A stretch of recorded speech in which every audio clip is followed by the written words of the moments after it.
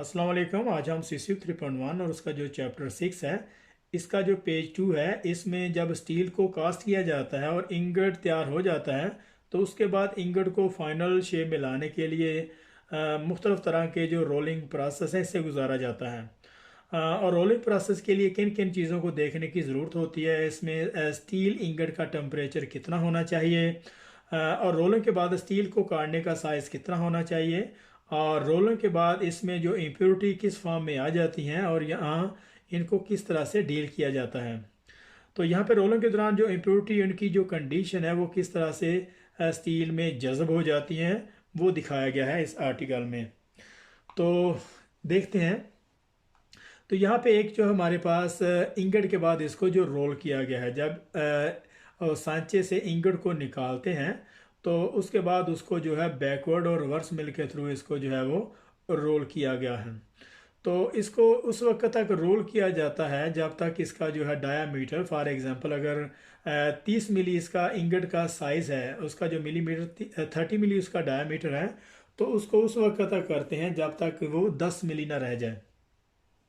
और उसी दौरान उसमें जो इम्प्योरिटी होती हैं वो कुछ इस फॉर्म में आ जाती हैं। लैब कोल्ड लैब जो है वो इस तरह से बन जाता है। और इसके बाद जो सेग्रीगेशन बैंड है, सेग्रीगेशन बैंड में ये उसकी जो है वो इस तरह का उसका जो साइज़ हो जाता है, इस तरह वो स्ट्रंग आउट हो जाती हैं और लंबी हो जाती हैं। और जो लेमिनेशन है, लेमिनेशन कुछ उसका जो नज़र इस तरह से आती हैं, और कुछ जो इम्प्योरिटी है वो नॉन डिस्ट्रक्टिव टेस्ट से जो है वो नज़र आ जाती हैं, लेकिन जो कुछ इम्प्योरिटी हैं वो नॉन डिस्ट्रक्टिव टेस्ट से भी नज़र नहीं आती। और इसके बाद इसका जो है वो इसकी जो इंस्पेक्शन की जाती है, फाइनली उसका जो प्लेट की थिकनेस है और उसमें जो मैकेनिकल डैमेज हैं, और इसके बाद इसमें जो इसकी स्पेसिफिकेशन कौन सी है और किस फॉर्म में ये हमें चाहिए, तो ये सारी की सारी इंस्पेक्शन जो है वो की जाती है जब वो डिलीवर किया जाता है। तो अभी हम इसको जो है वो इसको स्टार्टिंग से स्टार्ट करते हैं रोलिंग के प्रोसेस को। तो यहाँ पे उन्होंने जो है सबसे पहले जो रोलिंग का जो मेथड है वो किस तरीके से उसको रोल किया जाता है वो दिखाया गया यहाँ पे। तो स्टार्ट करते हैं इसको। Once an ingot has been cast, it may undergo a variety of different forming methods to produce a final shape or require। वो ये कह रहा है कि जब एक दफ़ा इंगट जो वो कास्ट हो जाता है तो उसके बाद बहुत सारे मेथड हैं मटेरियल को फाइनल शेप में लाने के लिए।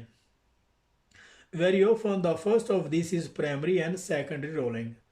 तो सबसे पहले जो है वो प्राइमरी और सेकेंडरी रोलिंग का जो है वो प्रोसेस किया जाता है। और in primary rolling the heated ingot is rolled backwards and forward through a reverse mill. यहाँ तक अब वो ये कह रहा है कि जो प्राइमरी रोलिंग है इसमें जो हीटेड इंगट है, जब इसको रोल किया जाता है तो सबसे पहले इसको हीट किया जाता है। तो जो हीटेड इंगट है इसको रोल करते हैं बैकवर्ड और फॉरवर्ड थ्रू ए रिवर्स मिल के थ्रू। एक रिवर्स मिल जो है वो एक बहुत बड़ा कंप्रेसर होता है, उसमें जो है वो प्लेट को जो है वो जो रोल किया जाता है।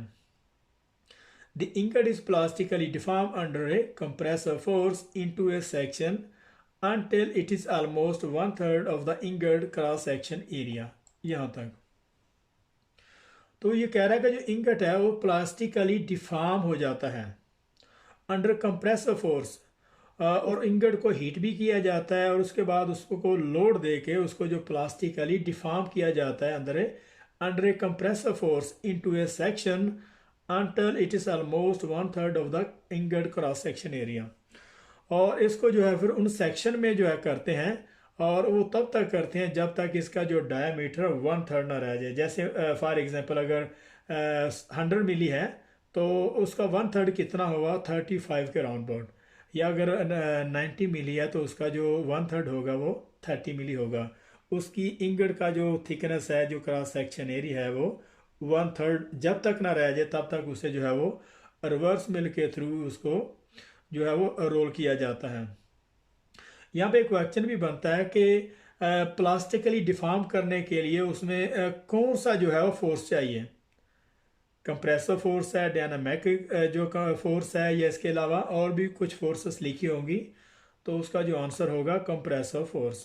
तो यहाँ पे वो मुख्तलिफ तरीके से वो कह रहा है कि उसका जो डायामीटर है वो 1/3 भी हो सकता है, 1/4 भी हो सकता है, और या इसके अलावा और कुछ भी उसने डिमेंशन यहाँ पे दी होती हैं, तो वहाँ पे आप उसको 1/3 जो है वो मार्क करेंगे। तो no very much longer and स्टर में ब्लूम, तो यहाँ से कह रहा है तो no very much longer and स्टर में ब्लूम, और इस प्रोसेस को करने में काफ़ी टाइम लगता है, तो इसे ब्लूम कहते हैं। तो जो ब्लूम का प्रोसेस कब होता है, जब उसको जो है वो रोल किया जाता है, और रोल करने के बाद उसकी जो फाइनल शेप किस में आएगी, वो ब्लूम में आएगी। To enable the steel to deform in this manner require a high level of the malleability। तो स्टील को इस तरीके से उसको डिफॉर्म करने के लिए, उसको जो है वो उसकी शक्ल को चेंज करने के लिए, या आप ये भी कह सकते हैं कि उसको फाइनल फॉर्म में ले आने के लिए उसमें जो मेलाबिलिटी भी चाहिए होती है।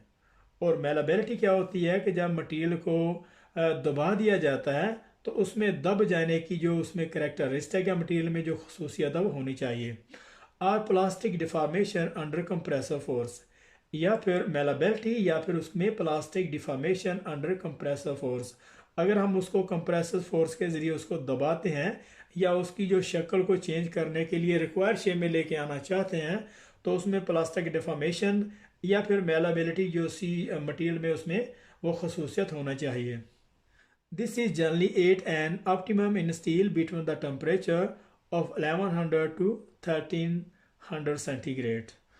तो ये सब करने के लिए उसमें जो स्टील में जो कम से कम उसका जो टेम्परेचर है वो 1100 से 13 सेंटीग्रेड होना चाहिए।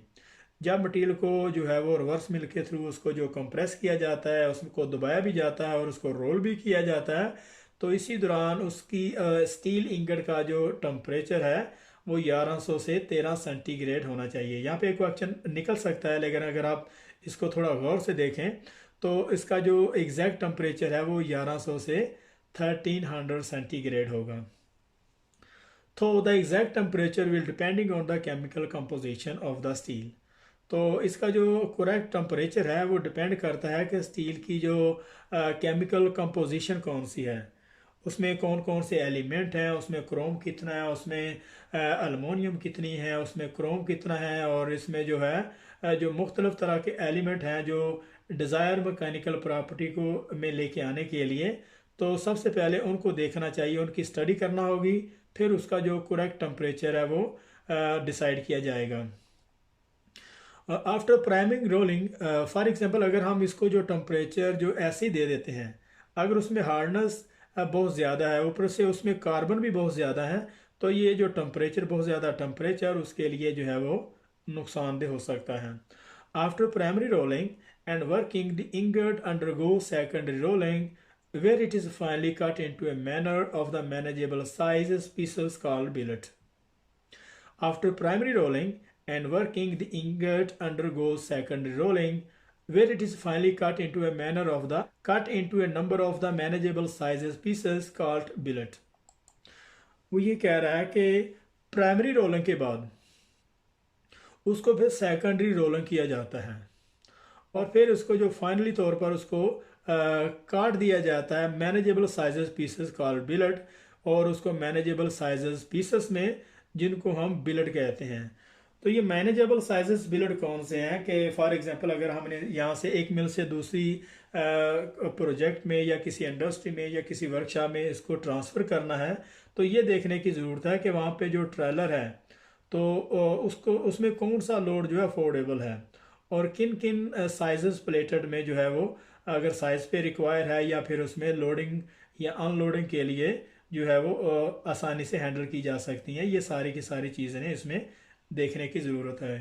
तो इसीलिए उसको मैनेजेबल साइजेस पीसेस में इसको काट दिया जाता है कि वो आसानी से वो ट्रांसपोर्ट हो सके, और उसको फिर आसानी से लोडिंग या अनलोडिंग के लिए भी जो है वो प्रॉब्लम ना हो, और वो आसानी से वो ट्रक में भी लोड हो सके। During this process, any inclusion or trapped impurity in the ingot will be elongated or shrunk out. वो ये कह रहा है कि जब रोलिंग का प्रोसेस किया जाता है तो उसी दौरान जो इम्प्योरिटी होती हैं जो किसी भी फॉर्म में उसमें रह गई होती हैं, तो उनको फिर जो है वो तो वो फिर इलोंगेटेड या स्ट्रंग आउट हो जाती हैं। फॉर एग्जांपल अगर रोल कर रहे होते हैं, जो इम्प्योरिटी उसमें एक जगह जमा हुई होती है, तो वहाँ पे फिर वो उसका साइज लंबाई में या फिर वो बड़ी भी हो जाती हैं। एंड में produce lamination in the final form, और फिर वो है फाइनल फॉर्म में वो जो लेमिनेशन जो है वो बन जाती हैं। और यहाँ पे उन्होंने एक उसको जो है रोल कराने का यहाँ पे एक मेथड उसको शो कराया है। उसमें जो इम्परफेक्शन दिखा रहा है कि रोलिंग के बाद इसमें जो लेमिनेशन है, जो कोल्ड लैप है, और के जो सेग्रीगेशन बैंड है, वो कुछ इस फॉर्म में आ जाते हैं। तो अभी हम इसकी जो लेमिनेशन है वो किस तरह बनती है, और कोड लैप है वो किस तरह से जो है वो आते हैं यहाँ पे, और सेग्रीगेशन बैंड जो बनने की वजह क्या है, इसको चेक करते हैं। तो सबसे पहले अभी हम लेमिनेशन की बात करते हैं। Lamination contain impurities and major inclusions such as slag that solidified in the ingot। वो कह रहा है कि जो लेमिनेशन है इसमें जो मेजर इम्प्योरिटी होती हैं, जो मेजर खामियां होती हैं, उसमें ज़्यादातर स्लैग होता है, that the solidified in the ingot. और जो स्लैग है वो इंगट में वो सोल्डिफाइड हुआ होता है, वो जब मेटल ठंडा होता है साथ वो भी उसके जो है वो ठंडा हो जाता है। व्हेन रोल्ड, यहाँ से स्टार्ट करते हैं, when rolled out this major inclusion में exist throughout the plate thickness. वो ये कह रहा है कि जब प्लेट को फिर रोल किया जाता है तो ये जो मेजर इंक्लूजन जो इम्प्योरिटी होती हैं ये प्लेट की थिकनेस में चली जाती हैं। तो यहाँ पे अभी एक क्वेश्चन भी बनता है कि जब प्लेट को जो है वो रोल्ड आउट किया जाता है तो जो मेजर इंक्लूजन जो इम्प्योरिटी होती हैं वो प्लेट थिकनेस के किस एरिया में चली जाती हैं, कॉर्नर में, उसकी अपवर्ड साइड पे, या फिर किसी और साइड पे, या फिर वो यहाँ पे जो बता रहा है कि through out the plate thickness में। Gas pour in the solidified ingot can also cause lamination when rolled out, but will generally close up during the hot rolling process। यहाँ तक वो ये कह रहा है कि जो गैस पोर हैं वो भी जो है इंगट में सोलिडिफाइड हो जाती हैं और उसकी वजह से भी लेमिनेशन बन जाती हैं, लेकिन ये आमतौर पर जो है वो क्लोजअप हो जाती हैं जब इसको रोल किया जाता है। जब हार्ट इंगट को ड्यूरिंग हार्ट रोलिंग प्रोसेस के दौरान इसको रोल किया जाता है तो ये जो इम्प्योरिटी है, ये जो गैस पोर है, ये क्लोजअप हो जाते हैं।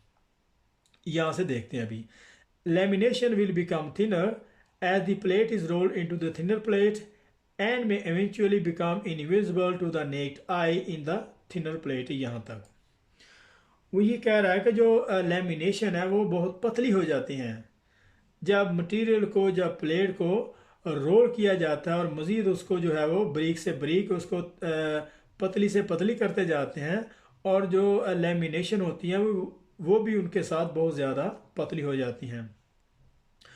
एंड में eventually become invisible to the naked eye, और फिर जो इतनी वो पतली हो जाती हैं कि उनको आम जो नॉर्मल जो आंख से उसको देखा भी नहीं जा सकता।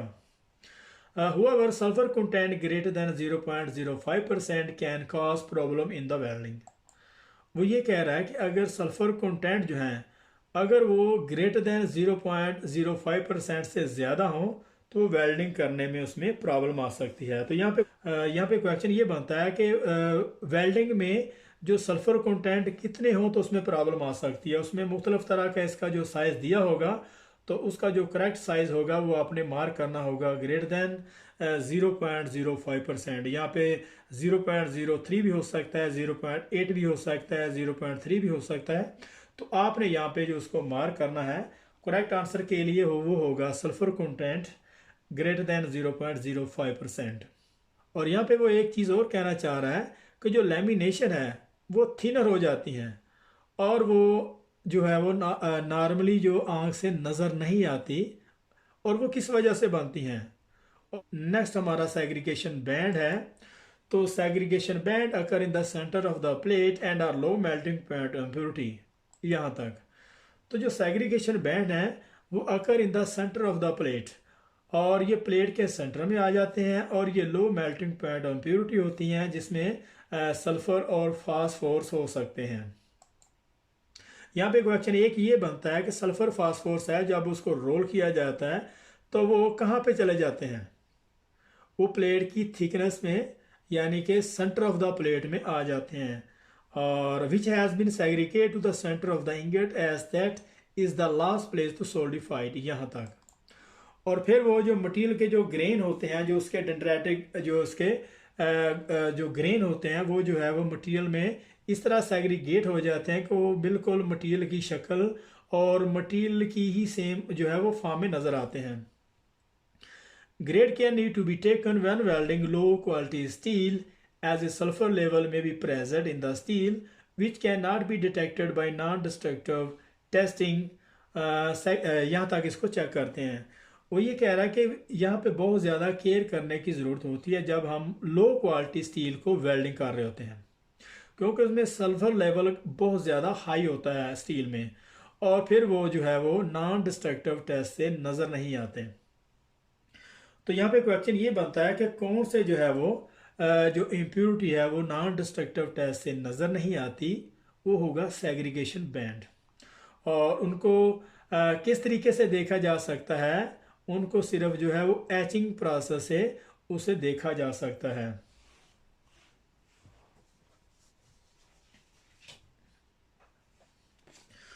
और एचिंग प्रोसेस करने का तरीका हाइड्रोक्लोरिक एसिड और इसमें सोडियम पर सल्फेट जो है वो उसे एक एचिंग प्रोसेस तैयार किया जाता है। और एसिड प्रोसेस जो है जब मटेरियल को अच्छे तरीके से उस पर लगाया जाता है तो उसके जितने इम्परफेक्शन है, जितना भी उसमें लेयर लगी है, और वो सारी की सारी डिटेक्ट हो सकती है। और यहाँ पे क्वेश्चन एक और बनता है कि कौन सा प्रोसेस है जो वो नॉन डिस्ट्रक्टिव टेस्ट से नज़र नहीं आता, तो वो होगा एचिंग प्रोसेस। तो segregation band can only be found on etches surface and have an appearance similar to that of the weld heat affected zone, यहाँ तक। तो वो ये कह रहा है कि जो सेग्रीगेशन बाउंड्स हैं, जो सेग्रीगेशन बैंड्स हैं, वो only found in the etching surface, वो सिर्फ एचिंग सरफेस से नज़र आते हैं, वो नॉन डिस्ट्रक्टिव टेस्ट से नज़र नहीं आते हैं। और उनकी जो अपीयरेंस है वो देखने में सिर्फ जो है वो हीट अफेक्टेड जोन की तरह आते हैं। तो यहाँ पे और जो सेग्रीगेशन बैंड है उसकी जो अपीयरेंस है वो किस तरह से नज़र आती हैं, वो लुक लाइक वो किस तरह के होते हैं, सिमिलर किस टाइप के होते हैं, उसमें पेनिट्रेशन है, वेल्ड फेस है, या लैक ऑफ फ्यूजन है, या फिर हीट अफेक्टेड जोन। तो उसका जो आंसर होगा हीट अफेक्टेड जोन की तरह वो नज़र आते हैं। और इसके अलावा नॉन डिस्ट्रक्टिव टेस्ट में कौन सी जो है इम्परफेक्शन है जो वो डिटेक्ट नहीं हो सकती, उसमें लैक ऑफ फ्यूजन है, उसमें पोरोसिटी है, या फिर स्लैग है, या फिर उसने सेग्रीगेशन बैंड दिया होगा। तो वहाँ पे जो नॉन डिस्ट्रक्टिव टेस्ट से जो है अगर कुछ इम्प्योरिटी नज़र नहीं आती तो वो होगी सेग्रीगेशन बैंड। क्योंकि जो पोरोसिटी है या उसमें लैक ऑफ फ्यूजन है वो तो नॉन डिस्ट्रक्टिव टेस्ट से नज़र आ सकते हैं। अगर हम बात करें यूटी पीटीआई की या आरटी की या फिर दूसरे मेथड है नॉन डिस्ट्रक्टिव टेस्ट से, तो उससे कहीं ना कहीं ये कौन कौन से मेथड से वो नज़र आ जाती हैं। लेकिन जो सेग्रीगेशन बैंड है ये नॉन डिस्ट्रक्टिव टेस्ट से नज़र बिल्कुल नहीं आते, और इनकी जो अपीयरेंस है वो बिल्कुल लुक लाइक वो हीट अफेक्टेड जोन की तरह नज़र आती है। तो नेक्स्ट लैप्स है। Laps are cast during rolling when overlapped metal does not fuse to the base material due to the insufficient temperature and pressure. Laps are caused during hot rolling when overlapped metal does not fuse to the base materials due to insufficient temperature and pressure.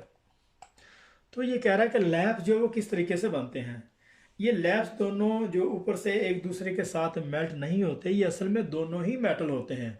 और ये इसकी वजह ये नहीं होती कि उनमें से कुछ इम्प्योरिटी होती हैं, उसमें सल्फर होगा, फास्फोरस होगा या स्लैग है जिसकी वजह से वो आपस में जो मेल्ट नहीं होते, मैच नहीं होते। असल में दोनों लैप्स के दोनों जो पोर्शन है, दोनों हिस्से हैं जो आपस में मेल्ट नहीं हो रहे होते, ये दोनों ही मेटल ही होते हैं। और ये जो सिर्फ है इसमें मेटल जो है फ्यूज़ ना होने की जो मेन वजह है वो होता है उनका टेम्परेचर, और इनका जो प्रेशर है वो मटेरियल के लिए वो सफिशिएंट नहीं होता, जिसकी वजह से वो फ्यूज़ नहीं होते। तो यहाँ पे 2-3 क्वेश्चन निकल सकते हैं कि जो मटेरियल है उसमें जो है वो फ्यूज़ क्यों नहीं होते। मटेरियल की जो ओवरलैप है वो फ्यूज़ किस वजह से, जब उसको रोल किया जाता है किस वजह से वो रोल नहीं होते। उसमें उसका जो वाटर है, उसमें उसका ऑयल है, या टेम्परेचर है, या प्रेशर है। तो उसका करेक्ट आंसर होगा टेम्परेचर। तो यहाँ पे हमारा CCU 3.1 और उसका जो चैप्टर 6 है वेल्ड जो मटेरियल इंस्पेक्शन और उसका जो पेज 2 है रोलिंग, वो यहाँ पे ख़त्म हो रहा है। तो मिलते हैं नेक्स्ट पेज में, तब तक के लिए अल्लाह हाफिज़।